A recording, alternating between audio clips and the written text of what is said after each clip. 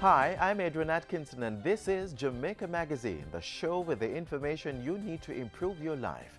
Between the pages, we zoom in on matters of mediation and restorative justice practices. This year, we're moving to a national approach where our justices of the peace and our schools will be brought on board. Then later, commuting on Marcus Garvey Drive has improved significantly. You'll see for yourself. Stay with us for those and so much more.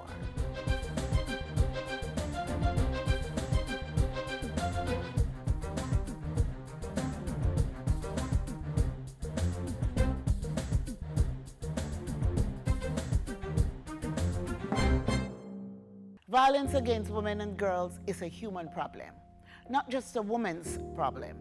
It's a problem for men too.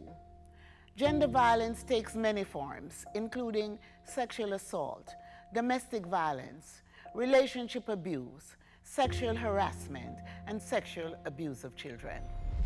The magnitude of ongoing violence against women and children in our country is cause for alarm. We can end the violence. It requires all of us to end the violence. I call on all our men and women in Jamaica to take a stand. And men, especially, must get involved in this movement to create a better world for their daughters, their mothers, their sisters, their aunts, their uncles, their fathers, their sons, and for themselves. Let's protect and reassure. Let's unite to end gender violence.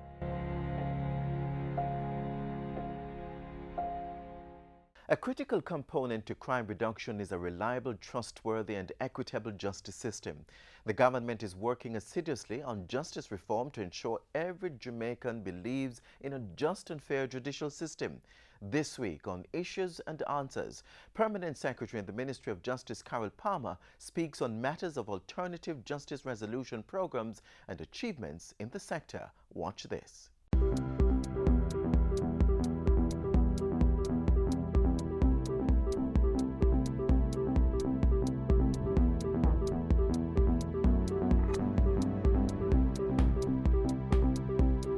Thanks for joining us for Issues and Answers. I'm Ian Boyne.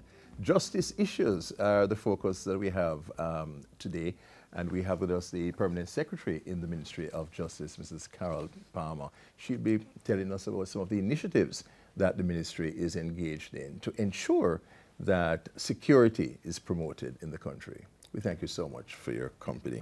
Ms. Palmer, good to have you on the show. Quite a bit has been happening in the area of mediation, so that one doesn't have to go through the court system to gain justice. And in fact, this route of mediation is one means of dealing with the backlog in the justice system. Let's talk about that, this thrust toward greater mediation. Yeah, the Ministry of Justice is increasing its focus on its non-court initiatives, even while we continue to address the shortcomings that we must address as a justice ministry. And mediation is an alternate dispute resolution mechanism that has been with us for, I would say, safely about 15 years in Jamaica. In the early 2000s, we moved to make mediation a requirement in civil disputes going to the Supreme Court. That is a part of our civil procedure rules mechanism, and it's sanctioned by the law, of course. Everything that goes on in the Supreme Court or in the legal system has to be supported by law. And so at the moment, every civil dispute brought to the court has to go through the mediation process, because we have case management in civil disputes that come to the court, and the judge orders that your matter goes to mediation. You have to go through that process, or you have to return to the court, but you must have subjected yourself to mediation, right? And of course, we have been getting increasing success with now the report is in excess of 40% of our cases are 40%? settled. 40% of Settled our out of court? cases are settled at mediation. Yes. What is happening in terms of restorative justice, which is another a form of Yes, of alternate dispute yes. resolution. We have been working in the communities on the sponsorship of the Citizen Security and Justice Program. This year, we're moving to a national approach where our justices of the peace and our schools will be brought on board. So as we seek to acknowledge and to do our part in creating an environment in schools that reduce the active violence that happens there.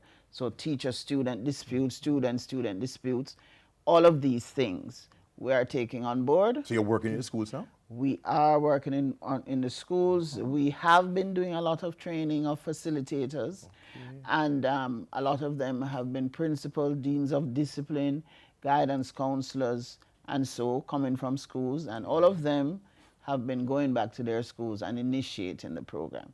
Now what we are doing is to shift that to a national drive where we are providing adequate persons in the school and of course their access to justices of the peace to have this done. But it is a whole school program when you introduce what is called restorative practices, because you would not have had violence yet. Yes.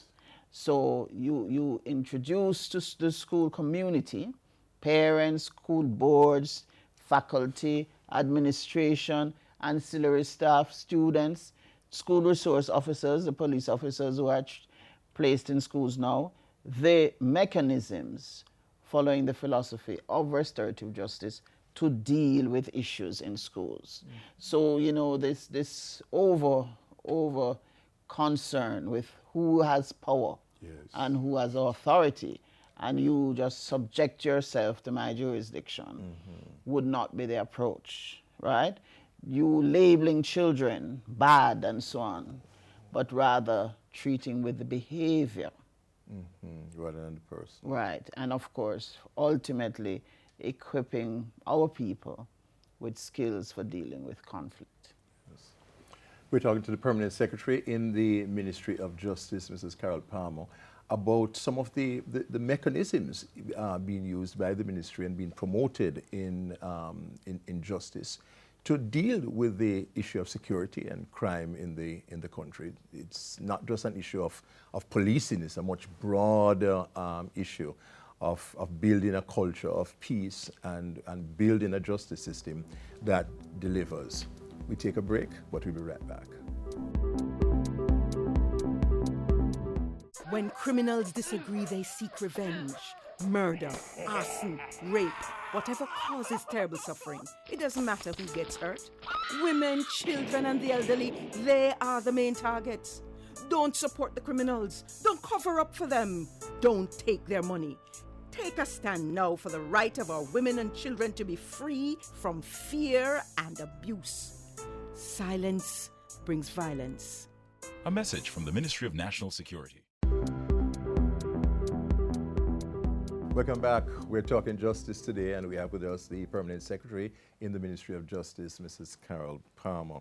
Mrs. Palmer, before I go back to the issue of restorative justice, I just want to touch on the matter of JPs. I know the ministry has a strong drive now to increase the number of JPs, as well as to have an expanded role for the JPs. Tell us about this and the reason for this thrust.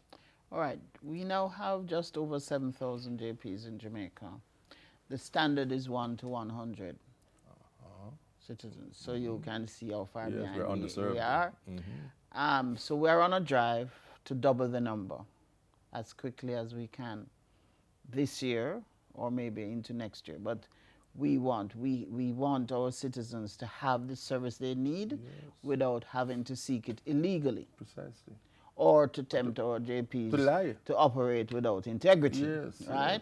Because we are coming to deal with that as well by law. So we are expanding the numbers. We are encouraging decent citizens To volunteer. to apply to be a JP. There's no guarantee you're going to get it, because when the due diligence is done, if you are found to be unsuitable, you will not get appointed, because we cannot afford to destroy intentionally the position of a JP. With that, we want to have the JPs able to be peace initiators in the community, right? So instead of just doing Signing documents. documents, and if you are elected and you've gone and done the training to do appearances in court, that's not enough. Okay. A lot of our problems start in the home. If you do the statistics, a lot of our problems are domestic violence. And it's because we do not know peaceful ways of disciplining and also of settling our disputes. You know, your child does something and you whop them. You know, you don't have a conversation with the child to expand their ability to reason. So when something happens, even if you're not there, they will do the right thing. You know, they're not dependent on you being over their backs. So we are looking to equip our JPs to be first responders, if you will, to settle disputes before they even need the intervention of the police. So they would work with people in domestic situations? Yes, anything, right? Anything. The thing is, you know, the JP is supposed to be the peacekeeper in the community. That's the original function. Yes. And exactly. And so we are giving them the enabling to really be the keepers of the peace. Yes. Right?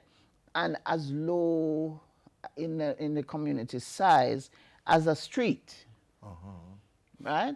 You can come out and you can use these new skills which we're giving them: mediation, restorative justice skills. Training them in these areas. Training, yes. We are doing training for free across the island for our JPs. Excellent. So that they can come out and assist, right?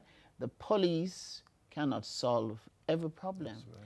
And the police may solve a problem at this minute. They are gone back to deal with something else, and you just start up again. Of course. Right? So it is always good to have somebody on which you call to assist in a matter. So you would encourage churches, community groups to encourage their members teachers, to become JPs? But we only want the upstanding ones. Upstanding ones. Yes. Good people of credibility. And back to the area of restorative justice, PS. When you teach people in the school community the principles of restorative justice, it's not just a matter of helping them to deal with their own cases, but you're really building a culture. You're telling them how to resolve problems at home, how to resolve problems in the community with the skills that they have now been imparted with. Yes. And, you know, my vision for this country is to be the first restorative country in the world. Right? And it's possible. What would that look like? Share that vision with us. It is a society where we seek to settle issues of whatever kind among ourselves. Yes? If you look back at our African heritage, in Africa, a lot of the disputes came to the chief, came to the grandfather, right? And you would have a sit down and you solve the problem, right? The Aboriginal people, they're still doing that today to solve their issues. So it's because really the lack of peace in a society comes from a lack of peace in communities, come from a lack of peace in families. That's the Confucian principle, yes. Yes, that's it. There's peace and in the home, so, there's peace in the yes. So if you come out of a home where you know what are the issues to avoid, because we cannot prevent conflict. Conflict will exist because we're all different. That's right. Yes? How we manage it. But how do I manage the situation that confronts me? Yes? And if everybody knows that, you know, you build the community, then you won't have people resorting to the Don man, to the gun, to the machete, you know, or whatever it is I want to use, because that just destroys. And when you have the violence of one brother killing another, that's when it really comes home. Yes. Because I know I have to go bury one, and I have to deal with the other one that is in prison. That's not easy for a family. We don't want all of Jamaica to get to there, right? We want to pull ourselves back from there. And yes, people may say, oh, but you know, that is soft, that's old thing, you know, look where we reach now. But a society without hope is doomed, right? We must keep hope alive. And I feel, because our young people don't want this that we have, you know. Yes, that's true. Right? And there are just a few thousand people who create the problem that we have. So the rest of us need to rise up and take back our country. Right? That is my vision, that we will say, enough of you. And I tell you, the man with the biggest gun, Yes. you rise up in sufficient numbers and let him know you don't want him in your space. He'll get the message. Yes. He'll get the message. Maybe not today, maybe not tomorrow, but he'll get the message. You just have to keep on your message. But the ministry's philosophy and vision of justice is a holistic Yes. one. Yes. It can't be done by us alone. We could just, if we're thinking that, we can just sit down and forget about it. So it's something that all of us All of need. us as Jamaicans, to as anybody resident in our Yes. country, in the diaspora, Yes, yes. it's our business. Yes. Justice and peace is our business.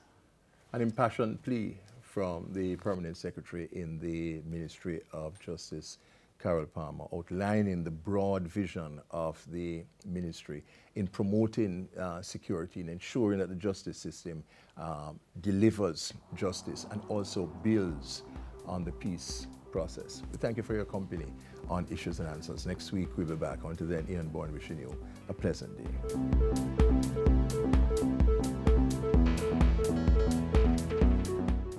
When you're on the road, take your time. When you're on the road, bear this in mind. When you're on the road, you could save a life when you're on the road.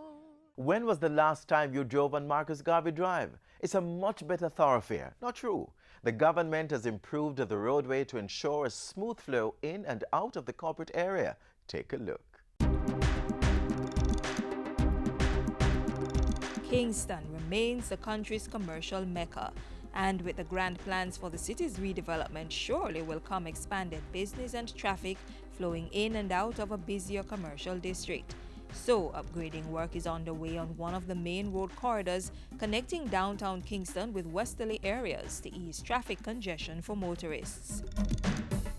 The project is about improving the flow of traffic from east to west along Marcus Garvey Drive. Some years ago, when the Portmore Toll was constructed, a section of Marcus Garvey Drive was widened. This project is about improving from 4th Avenue, where that project had ended, up to Petron Street, which is roughly 2.4 kilometers. A National Works Agency survey reveals that about 40,000 vehicles travel along this roadway in both directions daily. The latest improvement work, which started in March 2016, will see the targeted section of the road being upgraded from its current 4 lanes to 6. The drainage infrastructure is also being enhanced. This should significantly mitigate the likelihood of flooding caused by weather conditions.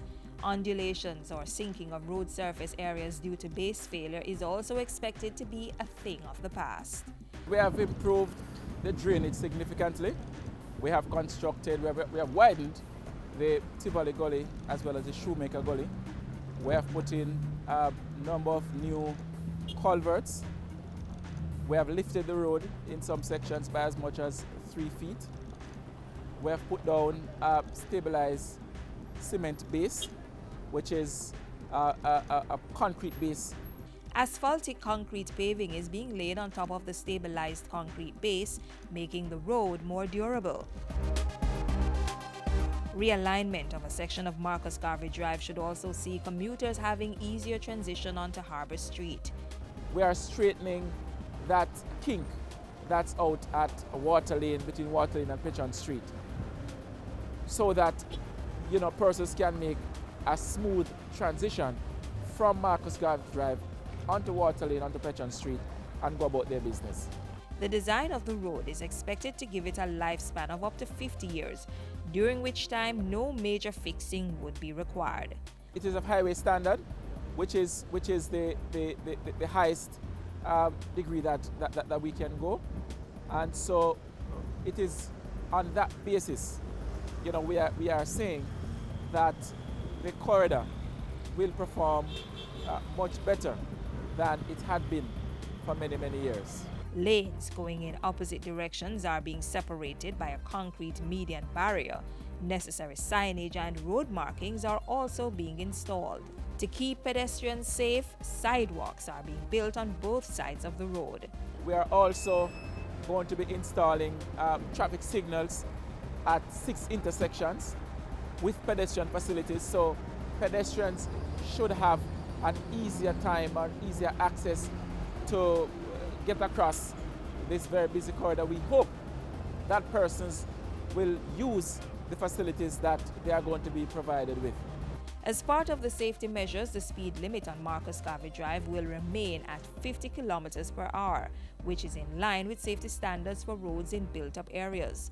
The construction is being done under the Major Infrastructure Development Program and is set to be completed by April 2017. The contractor is China Harbour Engineering Company, and the $20.5 million project is being financed through a concessionary loan from the Chinese government. The National Works Agency has oversight of the construction, which has provided work for more than 100 persons. We have to ensure that the pavement thickness as planned is constructed. We have to ensure that the quality of the material that is planned is placed, and the quality of the workmanship. Development of roads do drive social and economic development, and this road promises much with its improved capacity, linking the island's main commercial district, the Kingston Freeport Terminal, and the Norman Manley International Airport. The improvement should reduce traffic on the road, cut travel time, and offer other benefits that improve quality of life for persons who must use it. On our roads, remember, take time, be courteous, drive good, walk good.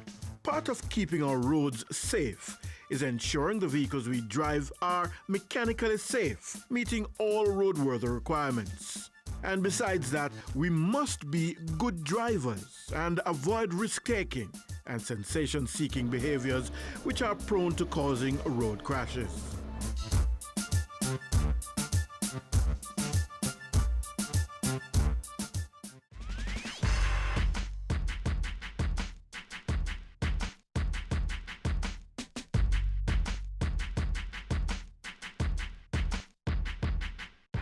Many persons feel as if they don't have enough time, but if we look at how we spend our time, we'll see that a good amount of it is used doing things that are not productive.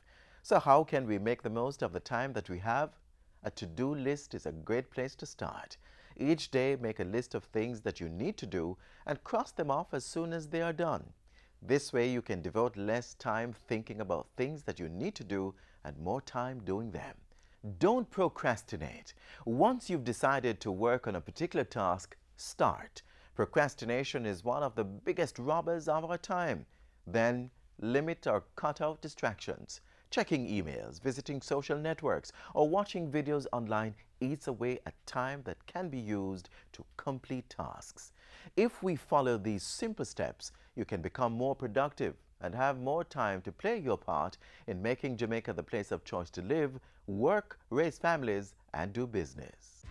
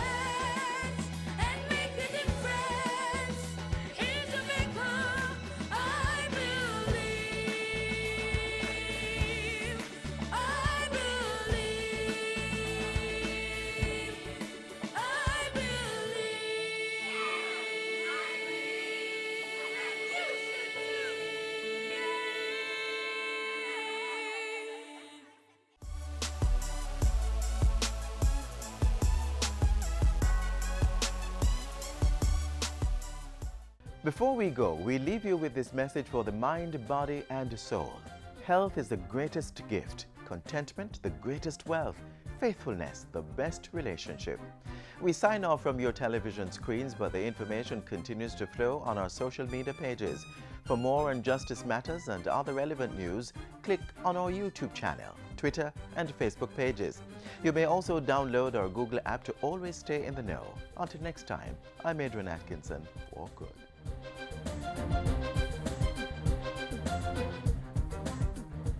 This has been a production of the Jamaica Information Service, the voice of Jamaica.